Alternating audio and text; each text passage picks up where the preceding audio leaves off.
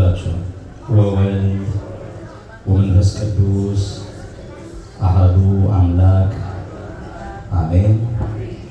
የተከበሩ አባታችን አባ ተስፋ የዚህ ታላቅ ደብር አስተዳዳሪ፣ አይንተ እግዚአብሔር ካህናት፣ ለአርካነ ምስጢር ዲያቆናት፣ የሰንበት ትምህርት ቤት አገልጋዮች፣ አባቶች፣ እናቶች፣ እህቶች፣ ወንድሞች እንደዚሁ ሕፃናት አንድ አምላክ በሚሆን በአብ በወልድ በመንፈስ ቅዱስ እንደምናደራችሁ እንደምንቆያችሁ አሜን። የአምላካችን ስሙ የተመሰገነ ይሁን። እንኳን ለዚህ ታላቅ በዓል በሰላም በጤና ጠብቆ አደረሰን አደረሳችሁ። እግዚአብሔርን አመስግኑ። ሲበለታ ዛሬ የአዳምና የዘሩ ድህነት የተደረገባት የእመቤታችን መታሰቢያ ነው። ሕንጸተ ቤተ ክርስቲያን ወይንም ደግሞ የቤተ ክርስቲያን መታነጽ መታሰቢያ ነውና በድጋሚ እንኳን አደረሰን አደረሳችሁ። የትምህርታችን መነሻ መዝሙረኛው ቅዱስ ዳዊት በመዝሙር 45 ቁጥር 4 ላይ የዘመረው ኃይለ ቃል ነው። ይኸውም ልዑል ማደሪያውን ቀደሰ ይላል። ቃሉን ድገሙት እስቲ። አይሰማም? በደንብ አሰምታችሁ ተናገሩ እስቲ። ድገሙት። ምን ይላል? ልዑል ማደሪያውን ቀደሰ ይላል። እንደው ዛሬ በዚህ በእመቤታችን ዓመታዊ በዓል ላይ ስለ እመቤታችን መናገር ተሰጥኦ ይፈልጋል። በእውነቱ ከሆነ ጥበብ ይፈልጋል እና አንድ አባት የተናገረውን ላስታውስ። ቅዱስ ሳዊሮስ ዘአንጾኪያ ይባላል። ስለ እመቤታችን ለማስተማር ሳስብ አለ ይሄ ደገኛ አባት፣ ስለ እመቤታችን ለማስተማር ሳስብ አንድ የመጽሐፍ ቅዱስ ቃል እየታወሰኝ እሸበራለሁ አለ። ይህ የመጽሐፍ ቅዱስ ቃል የሚገኘው በኦሪት ዘጸአት ምዕራፍ 3 ቁጥር 5 ላይ ነው። ሙሴ እረኛ ሆኖ በጎችን በሚጠብቅበት ሰዓት በደብረ ሲና ተራራ ላይ አንዲት ዛፍ እሳት ሲነድባት ተመለከተ፣ ተደነቀ፣ ተገረመ። ሙሴ እሳቱ ዛፏን ሳያቃጥላት፣ ዛፉ ደግሞ እሳቱን ሳያጠፋው ምን አይነት የሚደንቅ ነገር ነው ብሎ ተገረመ። ወደዛች ወደ እሳት ወደሚያቃጥላት ዛፍን ጠጋ ለማለት ሞከረ። ነገር ግን አንድ የሚያስገመግም አንድ የሚያስደነግጥ ድምፅ ሰማ። ሙሴ ሆይ አለው፣ ወደ እሳቱ አትቅረብ፣ የረገጥካት ምድር የተቀደሰች ናትና የጫማህን የእግርህን ጫማ አውልቅ አለው። ቅዱስ ሳዊሮስ ከኔ ጋር ናችሁ? በደንብ ስሙን፣ በደንብ ከኔ ጋር ናችሁ? እሺ። ቅዱስ ሳዊሮስ ስለ እመቤታችን ለማስተማር ሳስብ አለ እግዚአብሔር ወደዚህ አትቅረብ የሚለኝ ይመስለኛል። በዚያች ዛፍ ላይ የነደደው ምድራዊ እሳት ነው። እመቤታችን የተሸከመችው ደግሞ እሳተ መለኮትን ነው። እሳተ መለኮትን ተሸክማ ያላቃጠላትን ድንግልን ስለሷ ለመናገር በእውነቱ ይከብደኛል አለና እንደው ለሷ ለመናገር ሳስብ መጀመሪያ የኃጢአት ጫማህን አውልቅ የሚለኝ ይመስለኛል። እና ይህ ደገኛ አባት ስለ እመቤታችን መናገር አይገባኝም ካለ በእውነቱ እኛ ይገባናል? ይገባናል ወይ? በደንብ አዳምጡ። ይገባናል ወይ? መቅደመ ተአምር ላይ ምንድን ነው የሚለው? ስለ እርሷ መናገር የሚቻለው እንዴት ያለ አንደበት ነው፣ ነገር ግን ከምስጋኗ የሚቻለንን እንነግራችኋለን ይላል። እንግዲህ አሁን እኔ ታናሻችሁ እዚህ ቆሜ የሚቻለኝን ነው ስለ እመቤታችን የምነግራችሁ ማለት ነው። እግዚአብሔር ከሁላችን ጋር ይሁን። የትምህርታችን ርዕስ ምን ነበር? ልዑል ማደሪያው ቀደሰ። እንግዲህ ህንጸተ ቤተ ክርስቲያን ብለናል። የቤተ ክርስቲያን መመስረትን የምናስብበት ታላቅ በዓል ነው ብለናል። ስለዚህ ከአዳም ጀምሮ እስከ ስጋዊ መገለጥ ድረስ እስከ ክርስቶስ መምጣት ድረስ የቤተ ክርስቲያን አመሰራረት ምንድነው የሚለውን ማወቅ ያስፈልገናል። አባታችን አዳም በገነት በሚኖርበት ጊዜ ከገነትም ከወጣ በኋላ በደብረ ቅዱስ በቆየበት ጊዜ እግዚአብሔርን የሚያመሰግንበት የጸሎት ቦታ እንዳለው አባቶቻችን ያስተምራሉ። እሱም ከሞተ በኋላ ልጆቹ ሥርዓተ አምልኮቱን በማስጠበቅ እንደ ታቦት አድርገው አጽሙን እንደ ታቦት አድርገው መስዋዕትና ጸሎት ያቀርቡ ነበር። ከአባታቸው በወረሱት ሥርዓት ልጆቹ ቃየል ያመርተው ከነበረው ስንዴ ሰዋ ነበር። አቤልም ያሳደጋቸው ከነበሩት በጎች ይሰዋ ነበር። በጥፋት ውሃ ዘመንም አጽመ አዳም በኖህ መርከብ ይሄድ ነበር። ተጠብቆ በውሃ ላይ ተጉዟል። የኖህ መርከብ የቤተ ክርስቲያን ምሳሌ ነው። ከአዳም ተነስተን ማን ላይ ደረስን? ንገሩኝ እስኪ። ኖህ ላይ አይደል? ስለ ኖህ ነው የምናወራው። አሁን ህንጸተ ቤተ ክርስቲያን የቤተ ክርስቲያን መመስረት የሚታሰብበት በዓል ነው ካልን ከአዳም ጀምረን እስከ ስጋዊ መገለጥ ድረስ ያለውን ሂደት ማወቅ መቻል ስላለብን ማለት ነው። ስለዚህ ከአዳም እስከ ሙሴ የነበሩ ደጋግ አባቶች እነ አብርሃም፣ እነ ይስሐቅ፣ እነ ያዕቆብ በደረሱበት ቦታ ሁሉ መስዋዕትና ጸሎት ለእግዚአብሔር ሲያቀርቡ ኖረዋል። በኦሪት ዘጸአት ምዕራፍ 25 ቁጥር 8 ላይ ስንት አልኩኝ? ዘጸአት 25:8 ላይ በመካከላችሁ አድር ዘንድ አለ እግዚአብሔር መቅደስ ሥሩልኝ ብሎ ተናገረ። የአምልኮት መፈጸሚያ፣ የመስዋዕት ማቅረቢያ፣ የጸሎት ማቅረቢያ ቤት መሰራት የተጀመረው ከሙሴ ጀምሮ ነው። እግዚአብሔር ሙሴን በሲና ተራራ ላይ ጠራውና እንዳሳየው አድርገህ ተጠንቅቀህ ደብተራ ኦሪትን ስራ አለው። ደብተራ ኦሪትን ሙሴ ተጠንቅቆ ሰራ። ከዛ ወደ ነቢዩ ዳዊት ደግሞ ስንመጣ ነቢዩ ዳዊት የእግዚአብሔርን ቤት ለመስራት አልተፈቀደለትም ማለት ማን ነው ቤተ መቅደሱን የሰራው? ማን የሰራው? ልጁ ሰለሞን ነው። ስለዚህ ለነቢዩ ዳዊት እግዚአብሔር የገለጸለትን ጥበብ የቤተ መቅደሱን ንድፍ የቤተ መቅደሱን ስርዓት ሁሉ በጥንቃቄ ልጁ ሰለሞን እንዲፈጽመው አስረግጦ ነገረው። ናሁ ሰማዕናሁ በኤፍራታ በኤፍራታ ቤተ መቅደስ ትሰራለች ሲል ሰማ ነው በማለት ነቢዩ ዳዊት በምስጢረ ሥጋዌ ቀራንዮንና መስቀልን በአምሳለ ቀራንዮ ደግሞ ቤተ ክርስቲያንን አነጣጥሮ እንደተናገረ እግረ መስቀሉ ለቆመባት ለቀራንዮ የቀራንዮ አምሳል ለሆነችው ቤተ ክርስቲያን እግረ መስቀሉ ለቆመባት የቀራንዮ አምሳል ለሆነችው ቤተ ክርስቲያን እንሰግዳለን፣ መስዋዕታችንን፣ መባችንን፣ ጸሎታችንን፣ አምልኮታችንን እንፈጽማለን ብሎ ነቢዩ ዳዊት ዘምሯል ማለት ነው። ስለዚህ ከአዳም ተነሳን አመሰራረቱን እየሰማችሁ የቤተ ክርስቲያን በዘመነ ሥጋዌ እግዚአብሔር ለአዳም የሰጠውን ተስፋ ለመፈጸም ሲመጣ ሥጋ ለበሰ፣ ከድንግል ተወለደ፣ በምድር ተመላለሰ አይደል? ተሰቀለ፣ ሞተ፣ ተነሳ፣ አረገ። ከዛስ በኋላ መንፈስ ቅዱስን ለሐዋርያት ላከላቸው። መንፈስ ቅዱስን ለሐዋርያት ከላከላቸው በኋላ ሐዋርያት ሁሉ ወመሃሩ በተባሉ መሰረት በየሀገሩ እየተዘዋወሩ ወንጌልን ሰበኩ፣ ስለ ክርስቶስ አስተማሩ።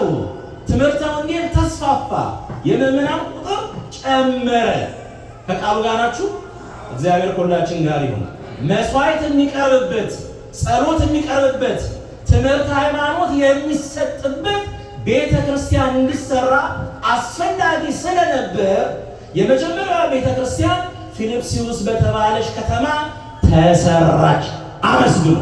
ለሰማችሁ የቤተ ክርስቲያን መታነጽ ስለሱ ነው እያወራን ያለ ማለት። ስለዚህ ጌታ ስሙ የሚጠራበትን ጌትነቱ የሚከብርበትን ቤተ ክርስቲያን በእናቱ በድንግል ማርያም ስም ከ3 ድንጋዮች ያለ ጭቃ ያለ ውሃ ያለ አሸዋ ያለ ሲሚንቶ በመለኮታዊ ተአምር ሕንፃ ቤተ ክርስቲያኑን ሰርቶ ሚስጥረ ቁርባንን ፈጸመ። ይሄም እኮ እልል ያስበላል አይደል? አዎ። በእመቤታችን ስም ሰኔ 20 የታነጸችው ቤተ ክርስቲያን ዛሬ ስንት ነው? 21 አይደል? በእመቤታችን ስም ሰኔ 20 የታነጸችው ቤተ ክርስቲያን ሰኔ 21 ቀን ተቀደሰች። በዛሬው ዕለት በእመቤታችን ስም ካመሰገናችሁ ወደ ታመስገኑ። በእመቤታችን ስም የታነጸችው ሰኔ 20 የታነጸችው ቤተ ክርስቲያን ዛሬ ሰኔ 21 ቀን ከበረች። ቅዳሴ ቤቷ ከበረ። መዝሙረኛው ቅዱስ ዳዊት በመዝሙር 45 ቁጥር 4 ላይ ቀደሰ ማህደሩ ልዑል እግዚአብሔር ማደሪያ ቤተ መቅደሱን ቀደሰ የሚለው የነቢዩ ቃል ተፈጸመ። አመስግኑ። አሁን ተፈጸመ። በዛሬው ዕለት እንግዲህ ታላቅ ምስጢር የተፈጸመበት ቀን ነው። ቅዱሳን ሐዋርያትም በመላው ዓለም በእመቤታችን ቅድስት ድንግል ማርያም ስም ቤተ ክርስቲያንን በእጃቸው አንጹ ማለት ነው እና ሕንጸተ ቤተ ክርስቲያን የቤተ ክርስቲያን መታነጽ ታሪኩ ከአዳም እስከ ስጋዌ እስከ ክርስቶስ መገለጥ ድረስ ባጭሩ ያለው እንትን ይሄን ይመስላል ማለት ነው እና ዛሬ እንግዲህ ነገረ ድህነት የተፈጸመባት የመዳናችን ምክንያት የሆነችው የእመቤታችን መታሰቢያ በዓሏ ነው ዛሬ እና ስለሱም ደግሞ በጥቂቱ ስለ ነገረ ማርያም እናነሳለን። ቅዱስ ያዕቆብ ዘስሩግ የሚባል አንድ ደገኛ አባት አለ። እሱ ደግሞ ምንድነው ያለው? የድንግል ማርያምን ክብር መናገር መሞከር አለ።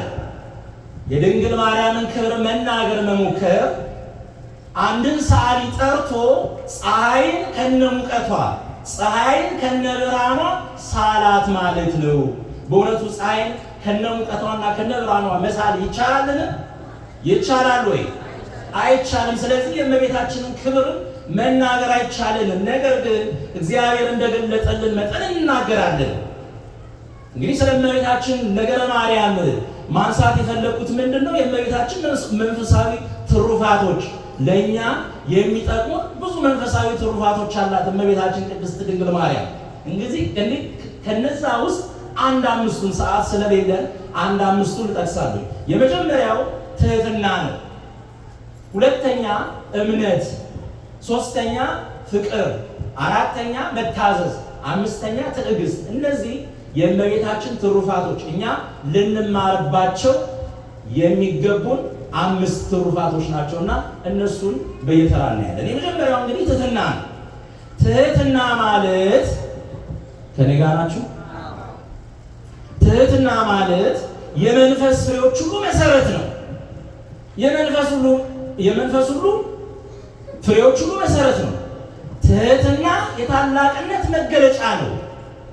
እመቤታችን ለአምላክ እናትነት ክብር ያበቃት አንደኛ ትህትናዋ ነው።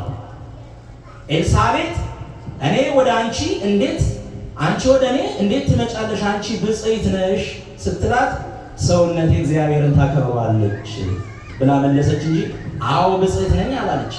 ትህትናዋን አድንቆ። በሁለተኛ ደረጃ መልአኩ ሰላምታ ባቀረበላት ጊዜ እንዴት ያለ ሰላምታ ነው ብላ መለሰች። ጌታን ትወልጃለሽ ብሎ ሲነግራት እነሆ የእግዚአብሔር ባሪያ አለች እንጂ አሁን ይገባኛል ጌታን ወልዳለሁ አላለችም ማለት።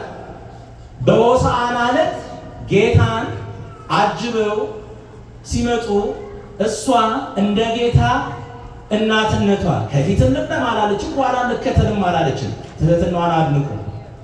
አይሁድ ክፉ ወሬ ሲያወሩባት በደስታ ተቀብላ ዝም አለች እንጂ መልስ አልሰጠችም፣ አልተረበሸችም።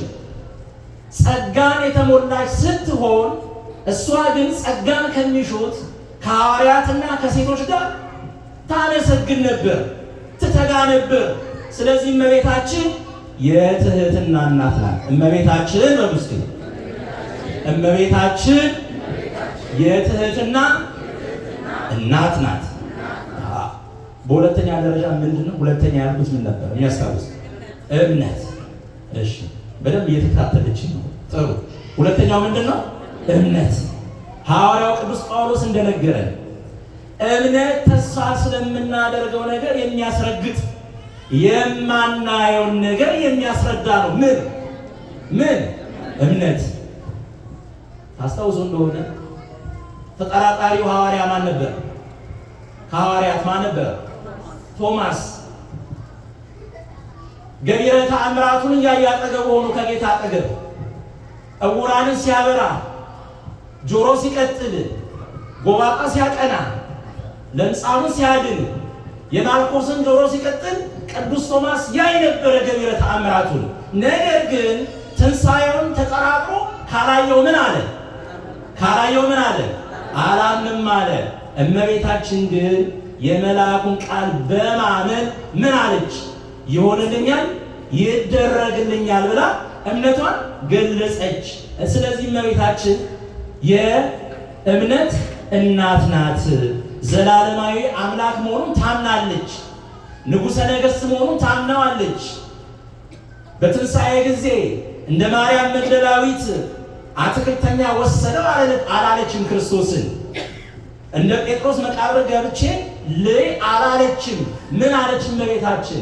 መልአኩ ሲያበስራት ይሆንልኛል፣ ይደረግልኛል በማለት እምነቷን ገልጻለች። ስለዚህ እመቤታችን የእምነት እናት ናት። በሉ እስቲ እመቤታችን በሉ ሁላችሁም። እመቤታችን የእምነት እናት ናት። በሶስተኛ ደረጃ ምን ነበር ያነሳሁት? ምን? ፍቅር። ፍቅር የሕግ ፍጻሜ ነው። ሐዋርያው ቅዱስ ጳውሎስ እንደነገረን ሁለት የፍቅር አይነቶች አሉ። ፍቅረ እግዚአብሔርና ፍቅረ ቢጽ ይባላሉ። ፍቅረ እግዚአብሔር ለእግዚአብሔር ያለን ፍቅር ነው።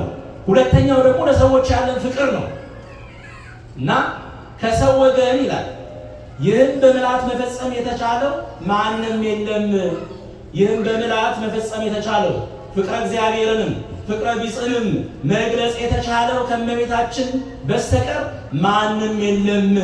ሊቁ አባ ጊዮርጊስ ዘጋስጫ እንደመሰከረላት ፍቅርኪ ሰንጤር ነው ብሎ ገልጧታል። ራሷን ለእግዚአብሔር ብትሰጥ እግዚአብሔር ወልድ ደግሞ ልጅ ሆኖ በእሷ አድሯል። ይሄ ምስጋና ይገባዋል ከሆነ ስለዚህ እመቤታችን የፍቅር እናት ናት። ቃሉን በሉት እስቲ እመቤታችን በሉ። የፍቅር እናት ናት። የፍቅር እናት እንላታለን። አራተኛው ምን ነበር? ከእመቤታችን ምን ያገኘነው መንፈሳዊ ትሩፋት የምንማርበት ታስታውሳላችሁ? ምንድን ነው? እሺ መታዘዝ ማለት ለፈቃደ እግዚአብሔር መኖር ማለት ነው። እመቤታችን ሶስት አስጨናቂ ነገሮችን ታዛለች። የመጀመሪያው አምላክን በድንግልና መውለድ ነው። ሁለተኛው 9 ወር ከ5 ቀን ጽንስ ይዛ በሮም ንጉሥ ለመቆጠር በእግር መጓዟ ነው፣ ትእዛዝ ስለሆነ ማለት ነው። በሶስተኛ ደረጃ ልጇን አዝላ ተሰዳለች፣ ተርባለች፣ ተጠምታለች፣ ታረዛለች፣ ተቸግራለች፣ ተጎሳቁላለች አለ። ስለዚህ እነዚህ ሶስት ትእዛዞች ፈጽማለች ማለት ነው። መታዘዝ ሕይወትን እንደሚያመጣ፣ አለመታዘዝ ማጉረምረም ደግሞ አለመታዘዝ ደግሞ እንደ ሔዋን እንደሚያስጥል ይሄንን አውቃ ኖራለች ማለት ነው። እመቤታችን መታዘዝን አድርጋ ብቻ አይደለም ለኛ ያስተማረችን። እመቤታችን መምህርትም ነች። በዮሐንስ ወንጌል ምዕራፍ 2 ቁጥር 5 ላይ በቃና ሰርግ ቤት ተገኝተው ምንድን ነው ያለችው? የሚላችሁን ሁሉ አድርጉ በማለት መታዘዝ ምን ያህል ዋጋ እንዳለው፣ መታዘዝ ምን ያህል ዋጋ እንደሚያስገኝ አስተምራናለች። እና ለፈጣሪ መታዘዝ እንዲገባ ያስተማረችን እናታችን ነች። ስለዚህ እመቤታችን የመታዘዝ እናት ናት። ቃሉን በሉት እስቲ እመቤታችን በሉ። የመታዘዝ እናት ናት። እሺ፣ አምስተኛው ላይ መጨረሻው ምን ነበር? ከእመቤታችን የምናገኘው ትሩፋት የሚያስታውስ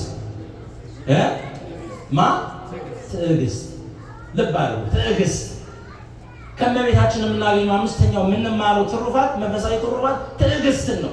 የትዕግስት ልክ፣ የትዕግስት ጥግ ምን እንደሆነ በእመቤታችን ሕይወት እንማራለን። ትዕግስት የቅድስና ስራዎች ሁሉ መጠበቂያ ናት። ሔዋን በለስን የበላችው ትዕግስቷ በፍላጎቷ ተሸንፎ ነው። ቅዱስ ዳዊት የሰው ሚስት የቀማው እግዚአብሔርን ያሳዝነው ትዕግስቱ ዝሎበት ነው። ትዕግስት አጥንት ነው። ሰማችሁን? ትዕግስት ምንድን ነው? በሉት እንጂ ቃሉ ትዕግስት ምንድን ነው? አጥንት ነው ትዕግስት። ሌላው በጎ ስራ ሁሉ ስጋ ነው። አጥንት ሲሰበር ስጋ ይኖራል እንዴ? ስጋ ይኖራል? አይኖርም። ስለዚህ ትዕግስት አጥንት ነው። ትዕግስትን ገንዘብ ያደረገው ሁሉ ከጥፋት ይድናል ማለት ነው። እመቤታችን የትዕግስት እናት ናት ስንል በምክንያት ነው። የትዕግስት እናት ነች ስንል በምክንያት ነው።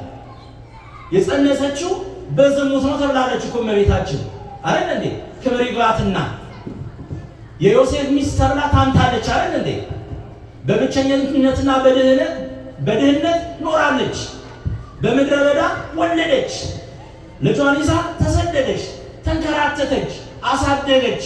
የልጇን እኮ ሕማማት ሲገረፍ፣ ሲሰቀል፣ ሲጠፋበት በዓይኗ ተመልክታለች። ሞታለች፣ ተነስታለች፣ አርጋለች። ይህ ሁሉ ሲሆን እመቤታችን አንድም ቃል አትተነፍስም ነበረ። ሁሉንም በትዕግስት ተጠብቀው ነበር። ቃሉ ምን ይላል? ሁሉንም በልቧ ተጠብቀው ነበር። አያሳዝንም አባባሉ? ሁሉንም በልቧ ተጠብቀው ነበር። በትዕግስት ተጠብቀው ነበር። በመታገስ ትጠብቅ ነበርና ሁሉንም ነገር በልቧ ተጠብቀው ነበር። ስለዚህ እመቤታችን የትዕግስት እናት ናት። በሉ እስቲ እመቤታችን በሉ። ድገሙት። እመቤታችን የትዕግስት እናት ናት። እና ከብዙ በጥቂቱ ከረጅሙ ባጭሩ እንግዲህ የእመቤታችንን መንፈሳዊ ትሩፋት እንማርባቸዋለን። የምንላቸው ብዙ አሉ፣ ነግሬያቸዋለሁ። ነገር ግን ከሰዓት አንጻር እነዚህን ተቃቅሰናል ማለት ነው። እና ሰኔ 21 ዛሬ የምናከብረው የእመቤታችን ክብረ በዓል ከ33ቱ በዓሎች አንዱ ነው። የዛሬው የህንጸተ ቤተክርስቲያን እና በዚህ ዕለት የአዳምና የዘሩ ድህነት የተደረገባት የድንግል መታሰቢያ፣ በሁለተኛ ደግሞ ደረጃ በዓለም ላይ ያሉ የቤተክርስቲያን በዓለም ላይ ያሉ ሁሉ የቤተክርስቲያን መታነጽ መታሰቢያ ነውና እግዚአብሔር አምላክ አሁንም በዓሉን የበረከት ያደርግልን፣ በዓሉን የበረከት ያደርግልን። በመጨረሻ አንድ ሊቅ አባት አለ፣ ቅዱስ ዮሐንስ አፈወርቅ ሲባል ትሰማላችሁ። ድርሳኑን ታነባላችሁ። ድርሳኑን አንብቡት፣ ትለወጡበታላችሁ፣ ብዙ ነገር ታገኙበታላችሁ። እና ይህ አባት ስለ መንግሥተ ሰማያት ውበት ይተነትንና ሲጨርስ ምን ብሎ ነው የሚጨርሰው? ኪያሃ ይክፍለነ በሕይወቱ፣ እርሷን በቸርነቱ ያድለን ይላል። ምን ይላል? እርሷን በቸርነቱ ያድለን። እንግዲህ እኔም ታናሻችሁ ትምህርቴን ስጨርስ እመቤታችን በቸርነቱ ያድለን ልል ነው። እመቤታችን በቸርነቱ ያድለን። አቁራሪተ መዓት፣ ምዕራገ ጸሎት፣ መዝገበ ጸሎት፣ የበላይ ሰመቤት ለአባ ሕርያቆስ፣ ለቅዱስ ኤፍሬም፣ ለቅዱስ ዮሴፍ፣ ለቅዱስ ገብረ ክርስቶስ የተገለጠች እመቤታችን ለእኛም ትለመነን፣ ትገለጥልን፣ ይቆየን አይደል?